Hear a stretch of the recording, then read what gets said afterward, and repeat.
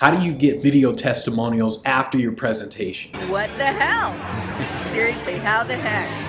I'm amazed. What's up? This is Benji Bruce here with Speaking Lifestyle, and we're going to talk about, how do you get video testimonials after your presentation? Because you obviously know that you should have video testimonials, but how exactly do you go about getting them? You want to get into the habit of actually getting them, because I'm sure you've been in a situation where you've spoken on stage and immediately afterwards, people are coming up to you, they're saying, "Oh, great, that was amazing, you're the bomb." After everyone's talking to you and saying you're the greatest speaker in the world, you just forget. You go to the hotel room and you're like, "Oh man, freaking A." And you just forgot to grab testimonials. You want to first get into the habit of pulling out your phone to get testimonials. And by the way, I do use my phone to get testimonials. Phones nowadays have great cameras, so use your phone. They record in 1080p. Almost all phones do nowadays. And also, I'm going to show you a picture, but also I use a blue microphone to where it just snaps into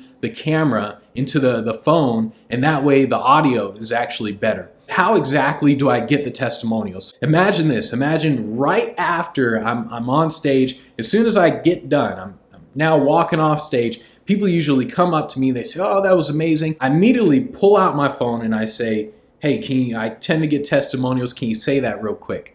So that's what I just pull it out right there. As soon as they come up to me, I pull it out. Here's what I usually say. I say, "Can you just say your name, say the company you work for, and say what you liked about it and what you think everyone else liked about it?" And what do I do? So just say your name, the company you work for, and what you thought about it, and what you think everyone else liked.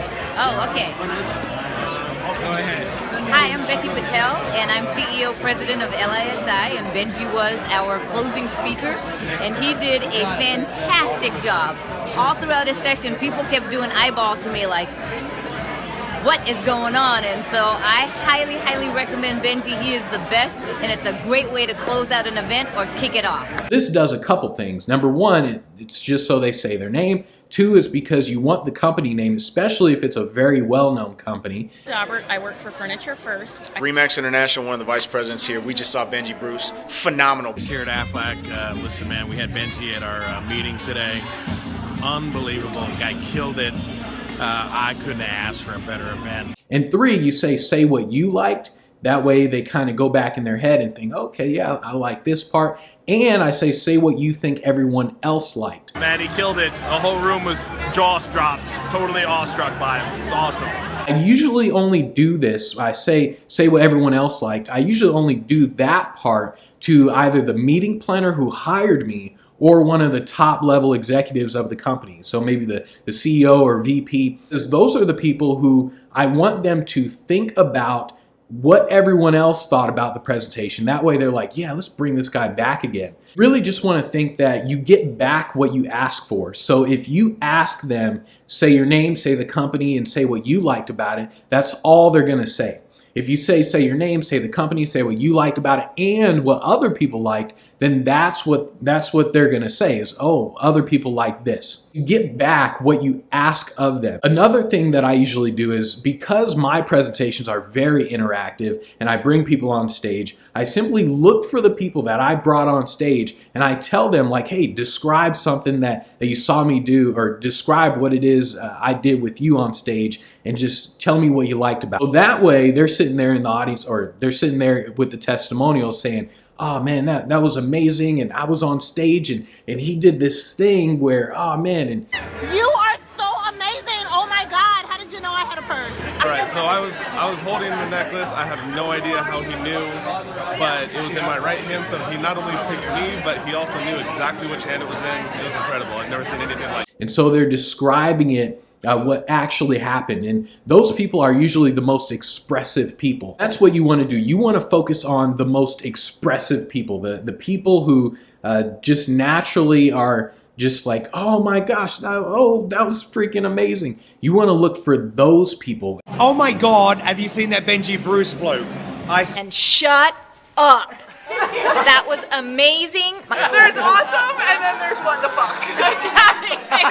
The way you find those people is to simply pay attention to how they talk to you. So when they come up to you and they say like, "Man, oh my goodness, that was amazing," That's a guy to where you want to, okay, get a testimonial from that person. If on the other hand, they come up to you and say, it was amazing, then you can still get a testimony from that person, but don't expect it to be that great. The most expressive people are usually executives, usually women as well.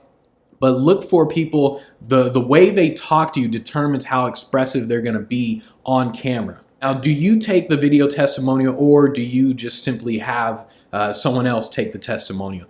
I personally take the video testimonials. If I do bring a video guy, then both of us will take the testimonials. You just want to think in terms of getting as many testimonials as possible. Another idea that I actually did accidentally was when I forgot to get video testimonials at an event. And I simply asked the meeting planner, I asked the person who hired me, like, hey, when you go back to the office, can you just get some testimonials from the people there?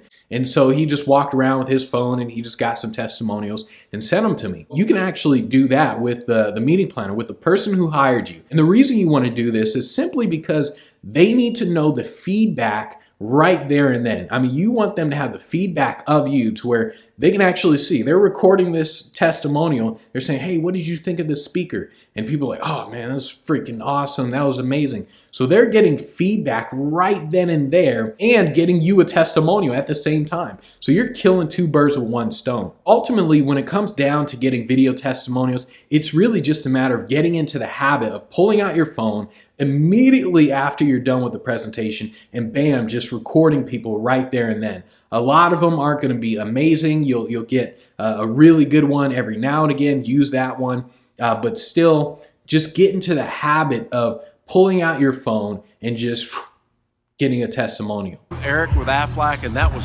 freaking incredible. I don't know how you do it, Benji, but that was awesome. We can't wait to see you again. The 45 minutes that he's talking, going through this, the close was astonishing. All the way up the build, you gotta have it. Benji Bruce is right on.